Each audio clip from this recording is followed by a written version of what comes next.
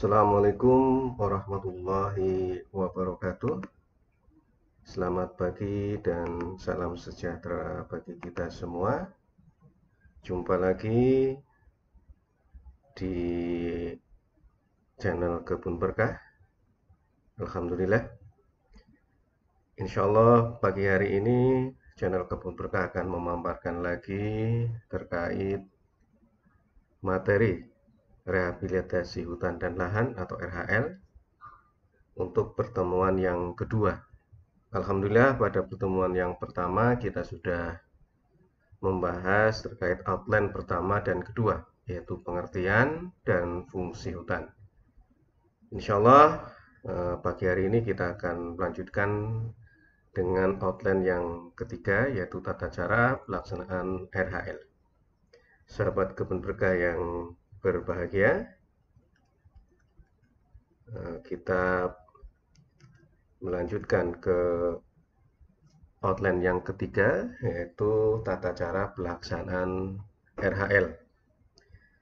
Bapak Ibu sahabat Kebun Berkah yang berbahagia, sebelum channel Kebun Berkah memaparkan outline ketiga, jangan lupa sahabat Kebun Berkah semuanya untuk mensubscribe dan menge-share channel Kebun Berkah. Mudah-mudahan dengan banyak yang mensubscribe maupun yang menge-share, makin banyak pula sahabat-sahabat Kebun Berkah yang bergabung dan mudah-mudahan bisa membeli atau membantu produk-produk hasil dari kegiatan-kegiatan petani-petani yang sudah bergabung di Kebun Berkah.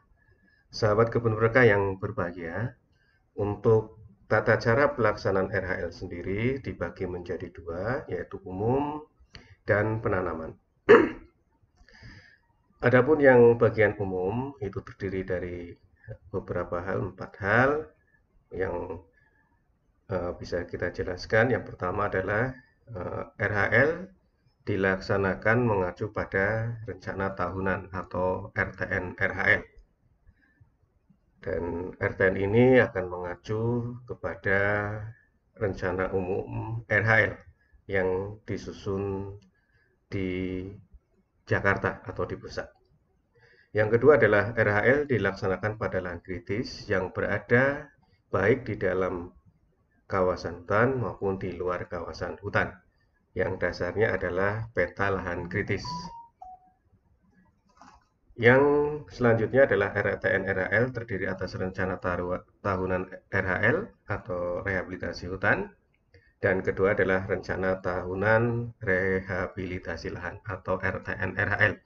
Jadi RTN RHL itu ada dua, RTN RH, rencana tahunan rehabilitasi hutan, dan rencana tahunan rehabilitasi lahan.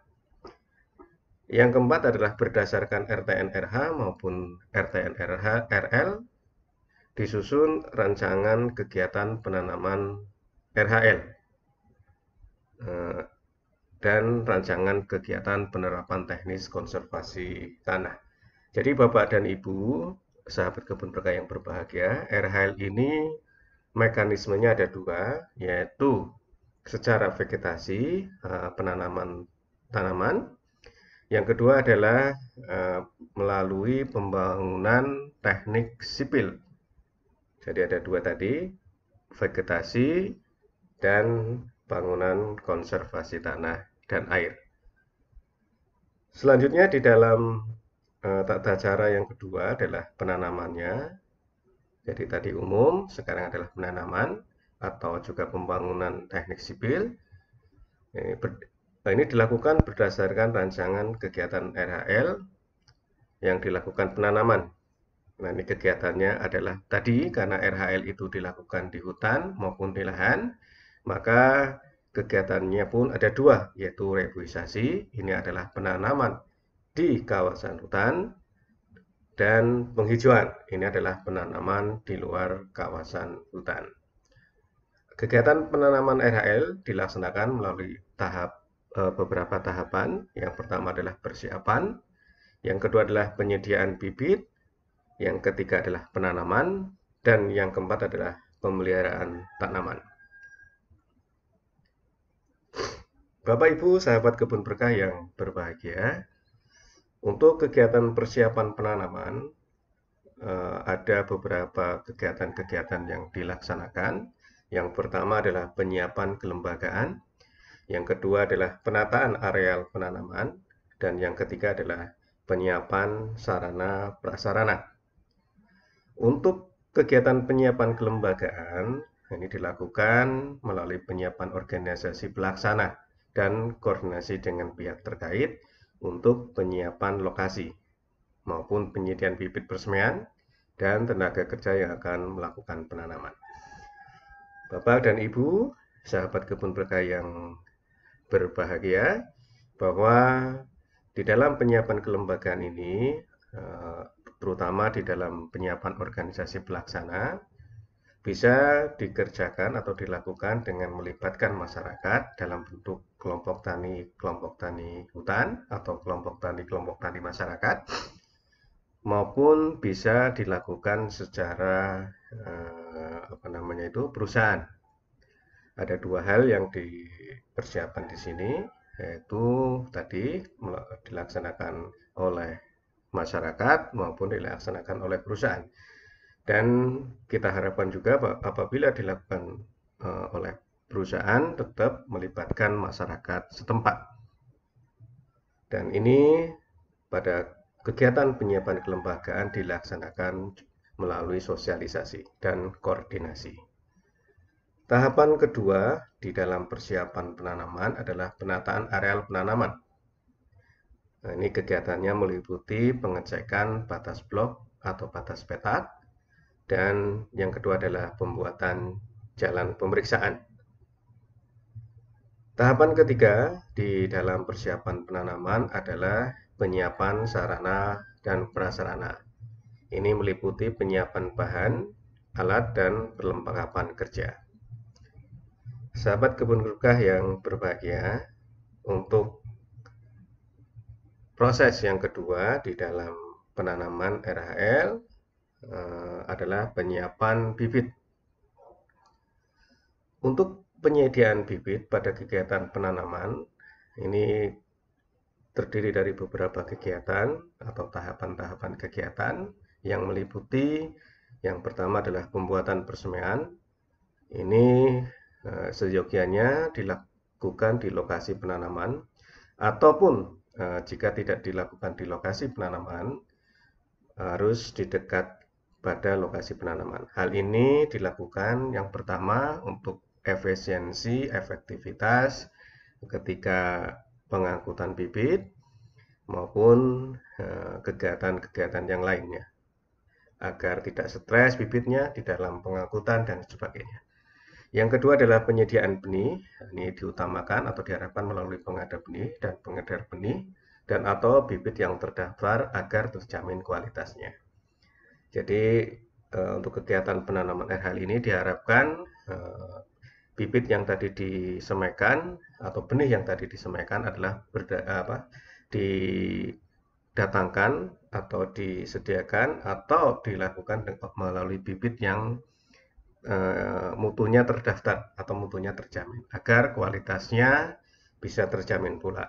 Khusus untuk yang 11 jenis yang sudah diharuskan untuk memiliki sertifikat mutu benih, maka untuk kegiatan-kegiatan RHL yang menggunakan 11 bibit tadi, maka harus menggunakan benih yang bersertifikat.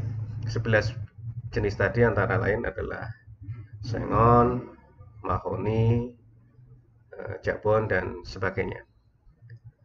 Penggunaan jenis tanaman ini yang tadi bibit atau benih bersertifikat. Penggunaan jenis tanaman berupa sengon, jati, mahoni, gemelina, jabon, cendana, kayu putih, kemiri, cempaka, pinus, dan gaharu ini diharapkan atau diwajibkan diambil dari sumber benih yang bersertifikat.